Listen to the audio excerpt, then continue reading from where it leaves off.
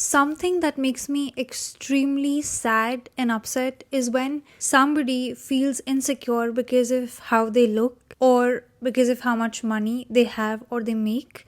Focusing on the first thing, I genuinely feel really bad when somebody thinks that they're missing out on XYZ or that they're not capable of ABC because of how they look.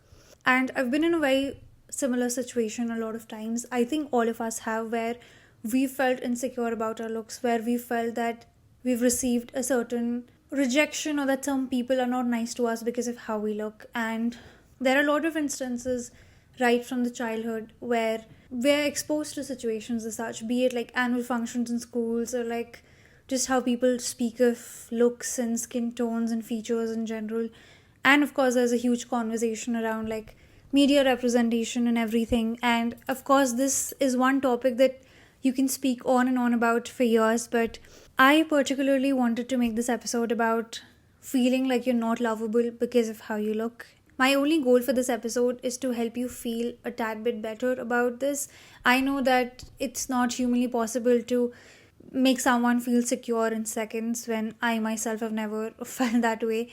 But I just hope that if you're listening to this and you've felt a similar way ever in life, you understand that we all are in the same boat and that let's just talk about it and maybe it'll feel better. You're listening to Overthinking This by Ocean. Hi guys, my name is Ocean and this podcast is called Overthinking This, where all of us overthinkers, we come together and we talk about things. So if you're an overthinker and you've been looking for your corner on the internet, then you might want to consider following this podcast. Today we're talking about feeling like you're not worthy of certain things because of how you look. I've always found this topic very interesting to speak of because there's so much to talk about, and I've been meaning to talk about like beauty and beauty standards from my perspective. But then I saw this particular DM today and that really inspired me and pushed me to make this episode. So this DM, as far as I remember, is from a guy who speaks of how he feels that he receives rejection or rude behavior from people because of how he looks. And there's been an instance in his life where he had an interaction with a particular girl, everything was fine. She gave him her number willingly, and yet after some time she blocked him, and he somehow feels that's because of how he looks. And I was initially just going to like respond to the DM, but I felt like this is something that a lot of us feel and that a podcast episode was a must about this topic. So here are certain things that have personally helped me to feel more comfortable with who I am. Number one, understand that other people's actions and behaviors are not your responsibility. Now, this particular situation that I spoke to you about, where she blocked him and she did not respond to his Instagram request and everything, he feels that it's because of how he looks. Now, what has happened here is a lot of times people act in a certain way that is not fair to us. I'm sure there are people in your life who are rude to you for no reason. I'm sure there are people in your life who are mean to you, who bully you, which is not great. But I'm sure that, listen, everybody has mean people around them. I'm sure that you must have received rejections in life and that certain things might have not worked out for you, even though everything was perfect. Whenever there's a situation in our life where certain things don't work out the way we wanted them to work out, or where we feel rejected or not appreciated, we always, as human beings, seek an explanation. We want to know why did that happen to us. For example, in this case, this guy, I'm sure when this woman who was so sweet to him throughout and gave him her number willingly blocked him, he was curious to know what happened. Whenever someone rejects you, the first thing you want to do is text them, call them, and like be like, why did you do that to me? What did I do to deserve this? Everything, this and that. And then comes a third stage where when we don't receive the answers, when you cannot understand why someone did what they did, in order to fill that void, in order to fill that curiosity gap, we fill it in by projecting our insecurities. Please notice this and put this in your own situations as well. If you've ever faced a rejection or if you've ever faced a negative situation and you don't know why it happened, how many times have you substituted the explanation with an insecurity? For example, if your looks are your insecurity, no matter what happens, you will always feel like something went wrong because of how you look. If the way you dress is your insecurity, then no matter what is happening, you will always think that that is the problem. In this particular scenario, I believe something similar happened. That woman did not say that she blocked him because of how he looks. In fact, there is no answer. There could be 100 different things. Maybe she was already in a relationship. Maybe she went back and something happened. Maybe she realized she doesn't want to stay in touch. You never know. You never know what's going on in some other person's mind. Which is why I always tell you on this page, on this podcast, never assume responsibility for other people's actions. You don't know कि किसकी ज़िंदगी में क्या चल रहा है और किसके दिमाग में क्या चल रहा है. So I think the moment you stop taking accountability and responsibility for other people's actions, number one, you get comfortable with not knowing what happened and why it happened. And number three, you understand that her explanation के लिए अपनी insecurity नहीं substitute करनी है. If you don't know why someone rejected you, don't assume that it's because of what you are insecure about. So that's one point. Number two, I want to talk about getting comfortable with who you are. Now, I am not going to tell you that I myself am someone who's become extremely comfortable with who I am in terms of my looks. There have been a lot of times in my life, especially growing up, where I was very insecure about a lot of things. Number one was facial hair. I was very, very, very insecure about that. So I was in 6th standard where I tried waxing and wheat strips and all of that. Moving on from that, then acne. When I was growing up, I had really bad acne, and then I would use makeup to cover it, made it even worse, and then I had to go on medication for that. So I'm not saying that I've never felt insecure and that I still don't. There are a lot of things about my face where, for example, my dark circles. Now, I'm not saying that I'm insecure about them in the way that I feel ashamed to walk around. I openly acknowledge the fact that I have darker under eyes, which a lot of you on the internet point out as well. So thank you so much for that, guys. But to your utter surprise, I also know that I have really dark under eyes. So this is something that I'm going to work on, but it's not something that I'm constantly thinking about. So there are a lot of things about my face that I am some days not comfortable with. I am not very comfortable with being recorded from certain angles and stuff like that. I'm being very honest to you guys about it. And then there are days when it gets worse, when I cannot even look at myself in the mirror. And there might have been days where I might have been maybe it's because I'm ugly, that this is this, whatever.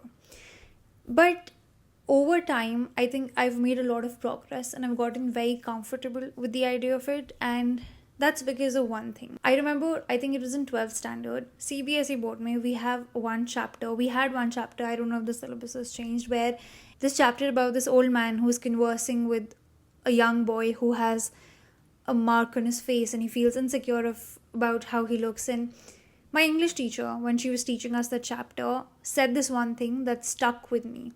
And she used a sentence that said, "What is mine is not me."